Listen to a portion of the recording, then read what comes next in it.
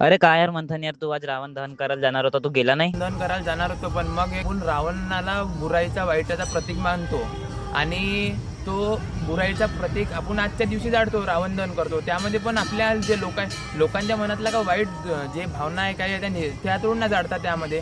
आता बघ बरं, काल जसं नागपूरमध्ये काय झालं, देवीचं त्या एका मुलाने असं बेकार काम केलं. म्हणजे आपल्याला असे न्यूजमध्ये वेगवेगळं ऐकायला भेटते, कुठे रेप होत आहे, कुठे किडनॅपिंग, कुठे काही, तर कुठे आपल्या प्रॉपर्टीसाठी कोणी भावाभावांमध्ये मोठा वाद होत आहे, खूप काही होत आहे. पण हे जे अवगुण आहे ते का आपण रावणाच्या पुतळ्यामध्ये तोड ना जाळत असतो, ते तर माणसाच्या मनामध्ये घर करून बसलं आहे ना.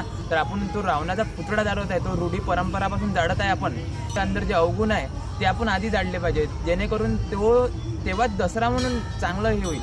नुसता तो पुतळा दारून काही हे नाही होणार आहे. मुलींकडे बघण्याचे काही जणांचा दृष्टिकोनच वेगळा आहे, तर त्यामुळे मुली बस नाही आहे बाहेर जाणं मुलींना.